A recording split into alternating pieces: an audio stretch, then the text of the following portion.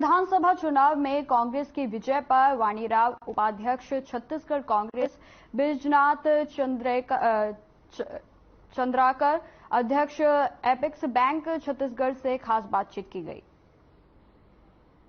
फितरत बीजेपी की पुरानी है और उनको अपने मुद्दे क्या रखने चाहिए, जनता क्या चाहती है और उनको कैसे पूरा करना है, इन पर उन्होंने कभी प्रैक्टिस ही नहीं की, न उस पर कभी भी शासन चलाया।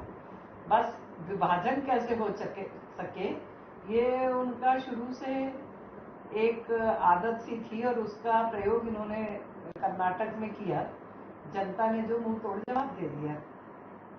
हम दोनों भाई बहन को श्रेय दे सकते हैं इस विजय का? क्यों नहीं, जो पार्टी के मुखिया हैं श्रेय तो उन्हीं को जाएगा ना।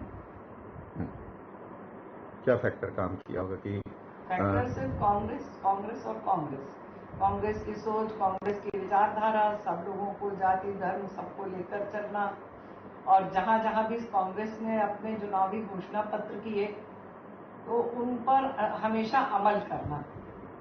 उसमें कभी भी मनुष्य को मनुष्य से बांटकर सत्ता पानी नहीं चाहिए। इसको जनता ने समझा। देखिए, कर्नाटक का चुनाव अपने आप में बहुत महत्वपूर्ण चुनाव इसलिए था, ये दक्षिण भारत का प्रवेश द्वार है और उत्तर भारत और मध्य भारत जो है समाप्त होता है और दक्षिण भारत प्रारंभ होता है। तो ये मध्य का, चाहे वो मध्य प्रदेश हो, चाहे कर्नाटक हो, चाहे हमारा छत्तीसगढ़ हो, ये ऐसे हैं जहाँ पर मिक्स भाषा भी है, मिक्स बोली भी है और रहन सहन का स्तर भी मिक्स है। जो कर्नाटक का चुनाव हुआ, कर्नाटक के चुनाव में स्पष्ट रूप से एक मैसेज दे दिया गया कि अगर आपको सरकार में रहना है तो काम करना होगा। धोखा दे करके, भ्रम फैला करके, जात पात की बात करके, संप्रदाय की बात करके लोगों को बांटने का जो प्रयास है, अब देश की जनता समझ गई है और कर्नाटक के लोग इस छल और कपट को समझ गए और इसलिए उन्होंने कांग्रेस का साथ दिया, क्योंकि कांग्रेस के शासन काल को आजादी के बाद से लगातार 60 वर्ष तक कांग्रेस के शासन काल को उन्होंने देखा और इसलिए उनको लगा कि एक गलत निर्णय हुआ था, उसको सुधारना चाहिए।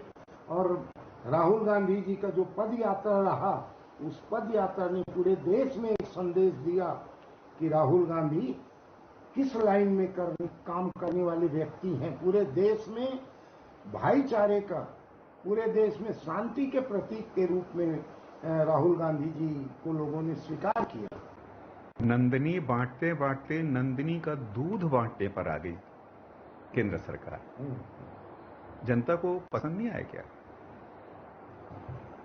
देखिए, भारतवर्ष जो है शांति प्रिय देश रहा है और हम महात्मा गांधी जी के, पंडित जवाहरलाल नेहरू जी ऐसे, सरदार वल्लभ भाई पटेल, सुभाष चंद्र बोस ऐसे लोगों का ये देश है जिन्होंने आजादी भी लिया तो शांतिपूर्वक तरीके से आजादी लिया।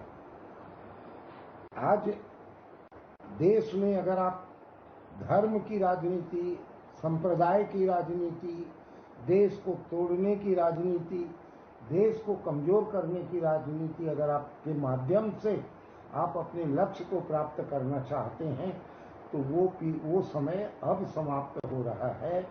अब लोग समझने लगे हैं, धार्मिक अंधत्व तो नहीं है, धार्मिक जो एक तरफा जो फैलाया जाता है भ्रम, वो लोगों के दिमाग से निकल गया। और कर्नाटक में जो चुनाव हुआ, कर्नाटक के चुनाव में केवल यही प्रयास किया गया कि इतने बड़े पद में बैठा हुआ व्यक्ति, देश का प्रधानमंत्री, अगर ये कहे कि वोट डालने के पहले बजरंगबली की जय करते हुए वोट डालो, मेरे ख्याल से देश के लोग अगर राजनीतिक निर्णय लेते हैं तो केवल वो उन परिस्थितियों को देखते हैं, देश की स्थिति को देखते हैं, सरकार के कामकाज को देखते हैं और देख करके निर्णय लेते हैं।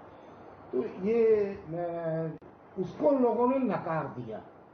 भगवान अलग है, भगवान के प्रति आस्था केवल किसी एक ने ठेकेदारी नहीं लिया है।